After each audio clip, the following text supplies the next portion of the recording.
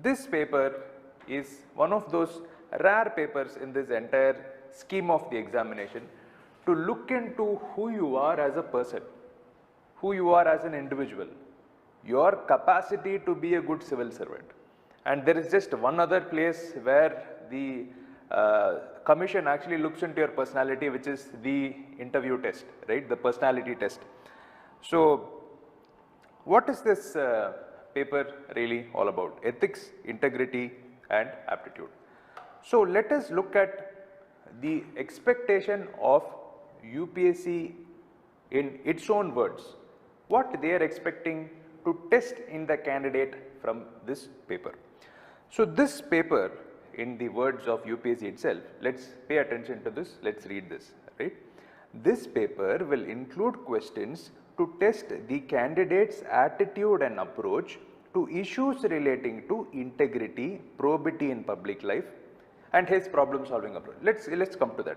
So what you need to see here is to test the candidate's attitude, how you look at issues relating to integrity, that is your perception, how you understand common ethical problems in the society. If let's say very recently there was this Vismaya case, right, in Kerala.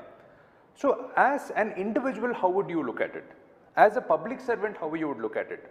What would be your approach to corruption? What would be your approach to petty corruption, grand, large scale corruption? What would be your take on let's say defection, like this Kachchi Tawal that you often see in politics, right? What is your take on that? How would you think about it? So this is broadly the agenda of UPSC, right? They want to look at your approach, how you will think about it, in from what dimensions you will look at a certain issue, right? And it will also test your problem solving approach to various issues and conflicts faced by him in dealing with the society. So the ethics paper, if you see the design of it, there are basically two parts, part A and part B. Part A will include content on testing your understanding of some basic concepts. What do you think is honesty? What do you think is integrity? What do you think is neutrality, political neutrality? You know, lots of these small themes will be tested on. Sometimes they'll give you a quotation and they'll ask you, what do you understand by it, right? So what you will commonly see in the entire ethics question paper is the, it's about the you aspect, right? What do you think? What do you feel? What will be your solutions to this problem? And if you're looking at the part B, so section A, the part A in the ethics paper will have around 130 marks, and the case studies part will have around 120 marks. So in the case studies, what really happens? What are they looking for? So they give you a situation. They tell you, you're the district collector of this place and your district is facing this particular communal problem, this caste problem. There is this particular environmental issue. So they will give you the situation, and sometimes they give you a set of options also. And they will ask you, how would you look at this problem? How would you find a solution to this problem? So here they are trying to assess your decision making capacity, right? Are you able to make a realistic assessment of the situation? Are you able to give practical solutions? Are your solutions good for the larger sections of the society? Or are you thinking in a very narrow way? Are you thinking about benefiting only certain groups? Are you having any biases, right? So as an administrator, it's very important that you are neutral, right? So you need to be looking at all sections of the society in a neutral manner, right? And are you having any kind of neutrality? The only exception to neutrality is when you need to give a lot of special attention to the weaker sections of the society, to the poorest of the poor in the society, whether you have that sensitivity, right? So it is these kind of aspects that this ethics paper seeks to test, they ask you questions on. So this is something that you don't need to really worry too much about, right? You just need to keep your mind sharp. You need to have a certain clarity on the expectations from UPSC, right? And you need to give very relatable answers. Relatable answers in the sense giving the right kind of examples, giving simplistic explanations, right? So this is how you go about this ethics paper. And So see, let me give you the importance of the ethics paper in the entire main examination, right? So if you are somebody who is attempting all the questions, the entire set of questions, all the questions, and attempting it reasonably well, if you are doing a decent job, right? Decent in the sense I say it's good, right? Good and attempting all the questions, you will have a score of around 100 plus or minus 5, right? So this is just okay, right? If you really want to see your name in the top of the list, you need to be aiming for a score that is around 130. Sometimes you have certain students, I mean in the recent times, who get a score of probably 150, sometimes 160, and so how do you really make your answers better? How do you really, what strategy do you need to adopt to have a score of around 130, right? So from my own personal experience, so the first time I took this examination, I was in my final year. I had just passed out of my college. I did the 5-year integrated master's course at IIT Madras, and as my electives, I had taken some very interesting subjects. I had taken one course on ethics, one course on Western philosophy, one course on Indian philosophy, one course on great social thinkers. So this whole syllabus seemed like cakewalk to me, because I have already done these subjects, the same content as electives in my program, in my course, and was very confident, you know, this paper I'm going to completely ace it, right? So first attempt, I cleared the mains, wrote the main examination, and I thought I had done a reasonably good job. And finally, I got the mark sheet, right? And my score in the ethics paper, it's out of 250, right? I got a princely score of just 65 marks, 65 out of 250, right? One of the worst performances, right? I was asking others who thought they did really horribly and they had scores of 85, 90, and I got 65. I was so shocked, my confidence was so shaken. And what am I doing so wrong is a question that I tried to find the answer for one whole year, until the next attempt, right? So, and what I really figured out is that content is only one part of you getting marks, right? My content was very strong. I was theoretically very, very strong. But the problem is the way that I wrote the answers were very, very complicated, very, very complex language. And I did not make any special attempts to make my answer simplistic, right? To make my answers easily understandable to the examiner. I did not use the right kind of examples or adequate amount of examples, right? So, and the second time I took the main examination with all these corrections, right? I spoke to people who got high scores. I looked at some of their mock test answer sheets. I spoke to so many people and kind of changed all these kinds of things. I put extra effort for ethics, and the next time I got a score of 125 in my second attempt in my main examination. So a score of 125 at that point of time was one of the highest scores that one could have gotten in the ethics paper, right? From 65 to 125, it's nearly like a 100% leap. So ever since, like, what's really worked, what doesn't work, right? So let's look at those, crucial elements. The first thing is that you need to basically understand the demand of the question. So ethics paper questions are mostly simplistic, but you need to really hit the bullseye with your approach. So if you're taking an example, the 2018 ethics question paper, the first question was, what do you understand by happiness? Illustrate, something on these lines. And a lot of people who took the examination started writing definitions of happiness by Buddha, by Aristotle. But you are really missing the core crux, right? What did they ask for? What do you think is happiness, right?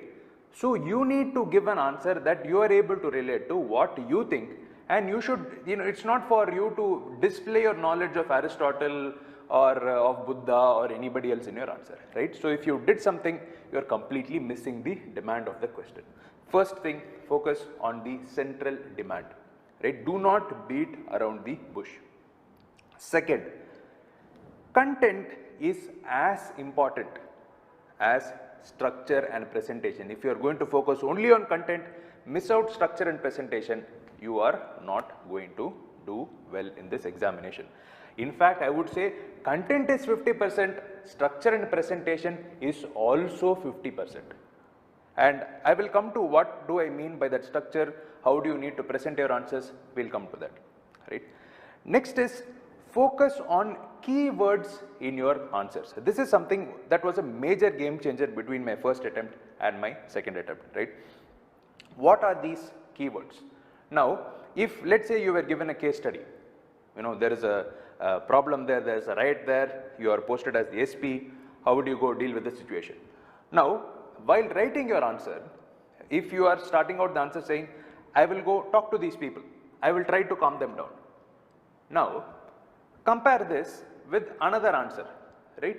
If you are saying that instead of using the word talking, if you are saying, I will try to persuade these people to calm down, I will try to bring an attitudinal change among the members of these groups. Now, you are using the word persuasion, persuading. You are using the word attitudinal change, right? Now, these terms are directly there in the syllabus itself. That is what I mean by keywords. Words, phrases that are given in the syllabus itself, taking that and using it in your answers. Now, don't worry what is really persuasion, what is really attitudinal change, don't worry about all of that. I am just saying that keywords will make a lot of difference in your answer, the language that you use. Next is, for example, another example I am giving you. Let's say there is a case study on sexual harassment at workplace.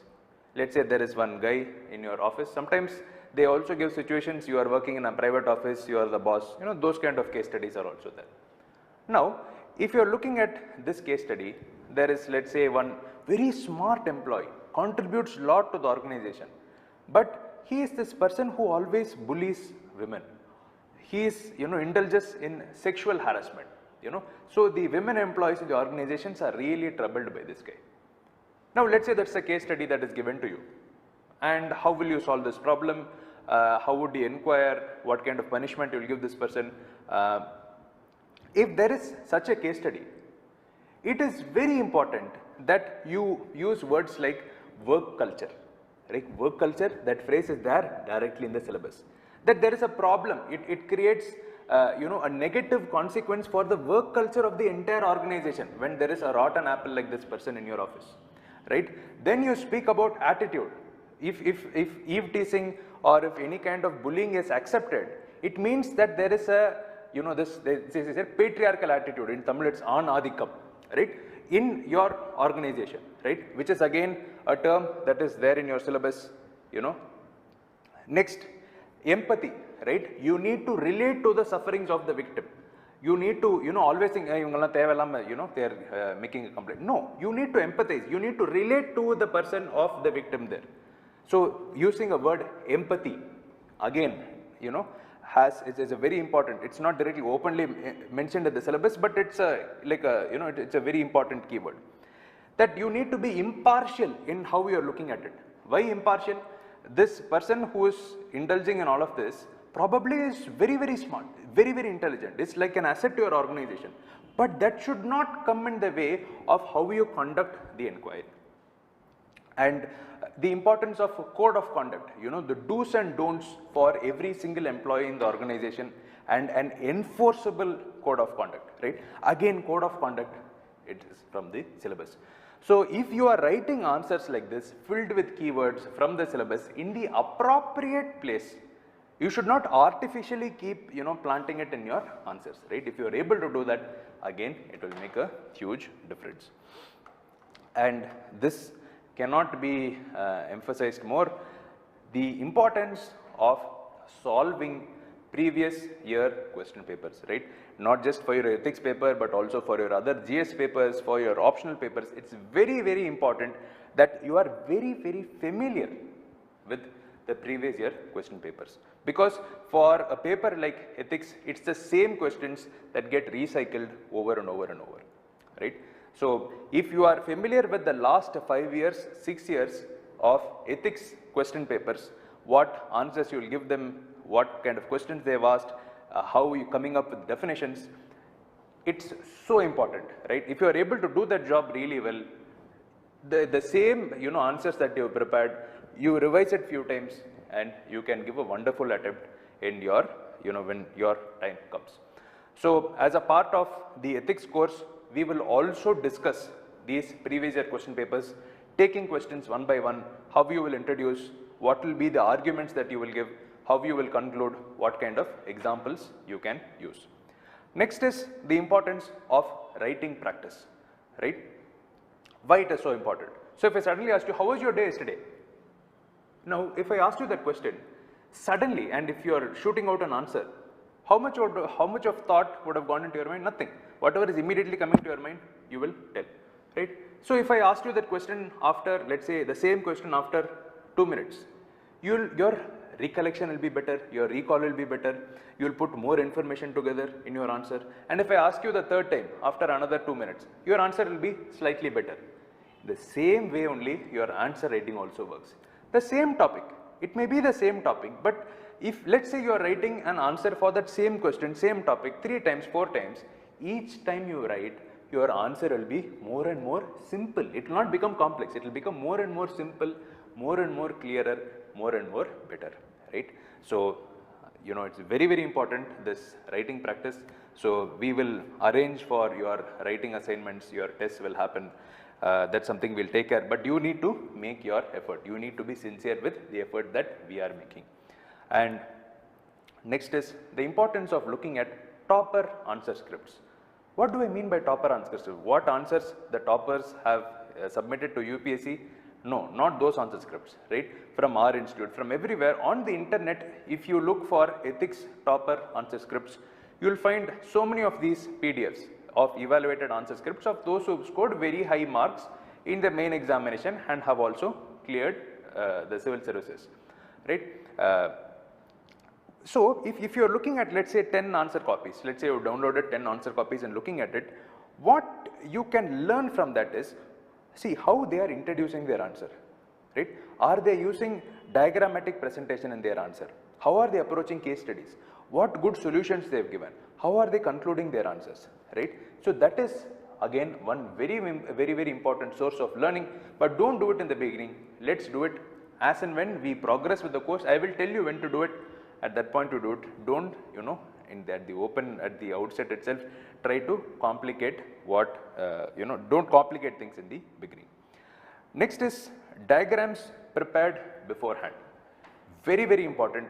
So, this is a habit that you should try and cultivate. The habit is that any question, how can I explain this in a very simplistic diagrammatic format? Whether using a pie chart somewhere or whether just using a basic, like a sun diagram. Let's say there are 5 dimensions to a certain question, right? And you want to bring out those 5 dimensions. Just doing this small, this is what is called a sun diagram, right? So point 1 here, 2 here, 3 here, 4 here, 5 here, 6 here. Now, or let's say you are trying to, establish the connection between certain things. Now you are making 2 points here, how these 2 are connected to this and how this will lead to this. These kind of simplistic diagrams will make the job of the examiner, the people correcting your examination, your answer scripts, very, very easy. The easier the job for them, good likelihood that, high likelihood that your marks will actually improve, right? So for most of the topics, while you are studying, while you are trying to write your mock answers, try to prepare, right? Let's say we are discussing some topic in class, just think about it, how we can simplistically explain it through a, like a flow chart or like with a diagram. Again, major game changer. So most of these people, again, if you are evaluating these topper answer scripts, you will see that so many of these toppers actually use lots of diagrams in their answers, especially in the case studies. And let's say whenever there is a comparison, compare this with this. instead of writing their answer in paragraphs, they go for the tabular column format, compare here, here, here, here, right? So again, very, very important. And let's just take an example.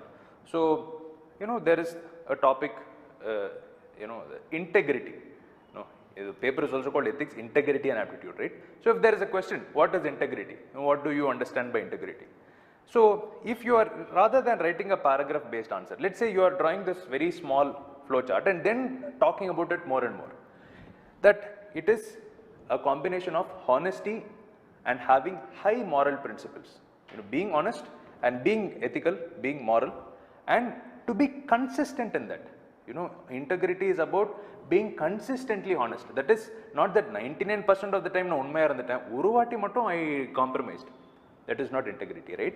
Integrity is about consistently being honest, consistently being ethical, right? So this whole thing, rather than writing it as a paragraph, if you are able to just illustrate it, this I just scribbled while making the slides, right? I didn't even give it much thought. So if you are able to but explain it in a simplistic manner, that is what will give you more marks, right? Simplicity, simplicity, simplicity. Again, I'm having the word simplicity here, right? I can't tell you how important it is, because these were the mistakes I made. Writing complex answers, using huge words. I thought, we should display our knowledge completely, because UPSC is not looking for any of that. And if, let's say they are asking you, what is your definition of honesty? So now instead of giving a textbook definition, if you take some reference book, they'll give you honesty, they'll give you what these thinkers told, etc. They are not expecting for those kind of answers. What do you think by it? Right? Let's say you are able to explain that honesty is, you are using, let's say from the class slides, there is the way I would put it is, there's something called manasa vacha karmana. Sometimes, these Sanskrit don't bother about it too much.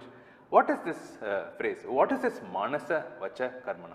It means that what you think, how you speak, and how you act, all three should be in complete sync. You can say that is honesty. You can say, right? Honesty is not just about, you being, vocally honest. It's about you, if you're thinking one thing and speaking something else, you can say that is also dishonesty. And if you are saying one thing and doing something else, you can say that is also dishonesty, right? So rather than saying honesty is about giving out the truth, giving out the facts, instead of that, if you are able to give a personalized answer like this, how much more superior your answer will be.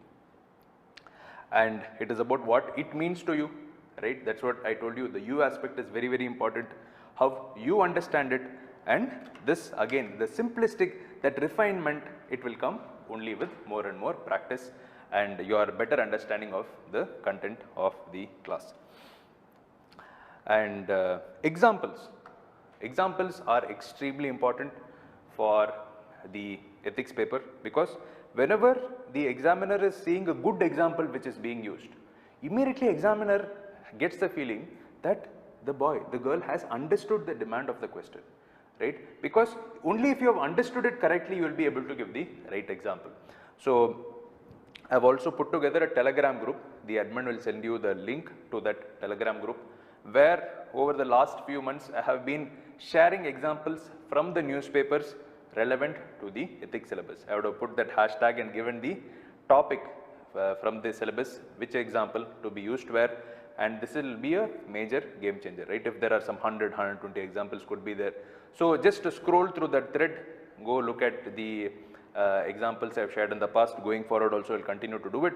So revise it over and over so that when you are asked the question, you immediately remember to use it and use it in the right place, right?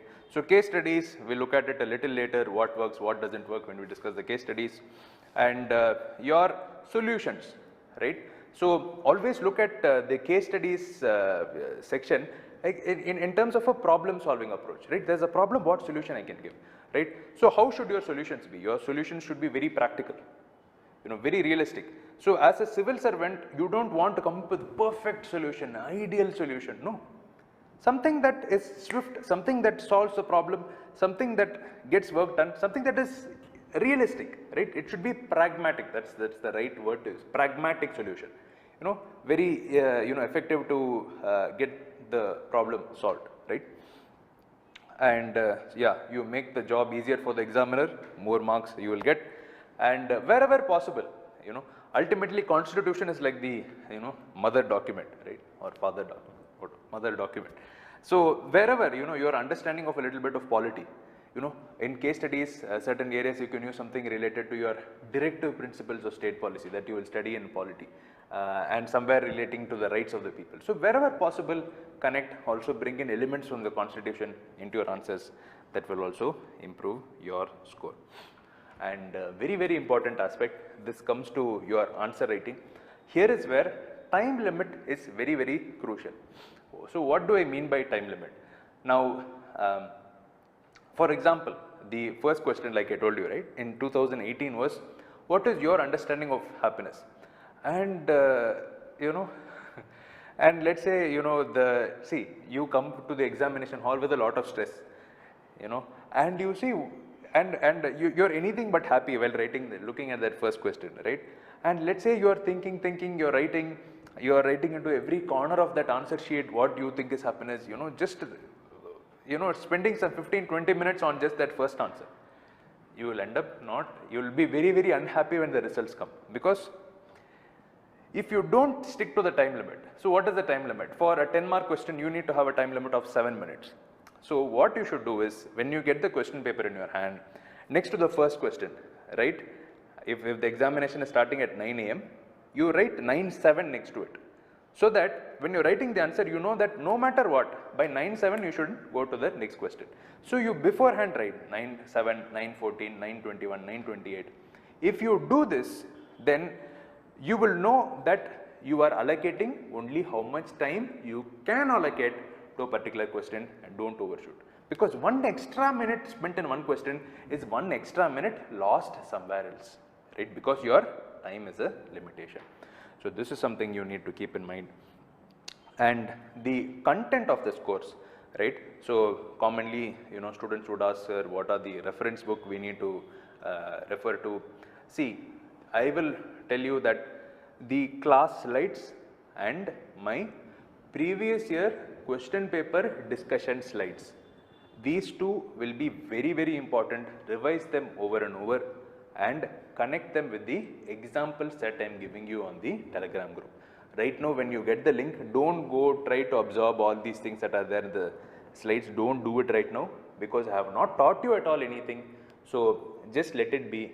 But what overall I am saying, you focus on the examples, revise my class slides over and over, right? And with respect to one book, if I had to give you a reference book, of course, our ethics textbook is also good, but don't refer to the textbook, because for some extras, right? If you want some extra reference books, there is this book by D.K. Balaji IAS. He is in service. A few years ago, he got a very, very high score, and he's written a book on ethics, integrity and aptitude. It will be one black book. You can find it on Amazon, you can find it on Flipkart. For extra reference, you can take that book. But again, it is not required. If you ask me, is it a must? No, it's not a must. And I will also give you a set of 7 PDFs, 7 documents that will have simplistic definitions. Not textbook definitions, but simplistic definitions of all these terms that are there in the syllabus, all these areas from where questions have been coming over and over. Because whenever you are given a question and you are thinking how to define it, how to explain it, then you lose time. So these simplistic definitions have been prepared. They are not like textbook definitions. They'll be very simple, very relatable. You can probably revise it, 2 times, 3 times. Make it add your own, understanding to it, and approach the questions in the examination hall. So this is basically the, the things that you need to keep in mind to aim for a high score in the ethics paper. So this is something that I would say for the entire exam itself, less baggage, more comfort, right? Minimum content, because this is, you're not preparing for a PhD, you're not preparing for this examination in an academic manner, right? It's very simple. This thing is there, this is the expectation, upon you. You just fulfill that, right? So with whatever little that you have, revise it over and over, make it a part of your, your psyche, right? And you approach this examination. And this is the kind of difference that a high score in ethics can make. This is the mark sheet of the most recent All India rank 1 in the civil services examination. And here if you're looking at his scores, if you're looking at his ethics paper score is 157, right? Like I told you, back in when I took the examination, 125, 130 was one of the highest scores somebody could get. But these days they are even giving up to 160 marks in the ethics paper. So it's a huge swing paper, right? It can either land you in complete trouble or it can take your score to the next level, right? And if there is somebody who's cracked this examination, who's gotten, who's, let's say, written the main examination, gone to the interview, but has not cleared, ask them the difference that 50 marks can make or 60 marks can make. So, because if you look at the scores, General Studies paper 1, 108, paper 2, 115, paper 3, 101, paper 4, 157, a near 45 to 50 mark jump as compared to the other GS papers. You leave 50 marks. You ask somebody that you know who's cracked this examination or who's not cracked this examination, the difference that 5 marks in the ethics paper can make, just 5 marks, right? So give a lot of importance, right? Give the this paper the importance that it deserves. And again, even in the essay paper, ethics is starting to have a lot of importance, because ultimately they want good people joining the service, right? That goodness. So the essay also is becoming a place where they are looking into your, the essay is also a place where they are looking into your personality by asking questions related to ethics. If you are taking some example here, life is a long journey between human being and being humane, right? That's basically a question in ethics. Or if you are looking at culture is what we are, civilization is what we have. That is also ethics. Patriarchy is the least, patriarchy, like I told you, is this anadikam, right? Patriarchy is the least noticed yet the most significant structure of social inequality, right? So ethics also has so much to do with the society. So to understand this whole syllabus, forget all that I have told you, right? Focus on the content of the class. So this ethics paper, you need to look at it with this very simple approach. Society is there. We are all a part of the society, right? Society is there. You are there as an individual, right? Now, ethics is all that goes on between you and the society that you are a part of, right? How your relationship with the society is defined. Ethics is right in the middle. You and the society. Ethics paper, you need to think of it from 2 approaches. You as an individual, you as Kumar, you as Kishore, you as Deepak, you as anybody else. You as an individual and you as a public servant, right? So in the case studies, that is what they tell you, right? You are posted as an SP, you are posted as a collector, you are posted as district educational officer, right? So this is how this, again there, your relationship with the society is important. But you as an individual is very different from you as an IAS officer or you as an IPS officer. So that is where you need to keep, so when you are asked to write an answer for a case study where you are posted as a public servant, you need to think as a public servant, right? So this is what ideally this course will train you for, how to think like that, what kind of keywords to use, how to approach these problems. And the case studies part, we will also have our, Israel sir, who will take a few sessions, because more of practical orientation, what he did while he was in service, all this will help you.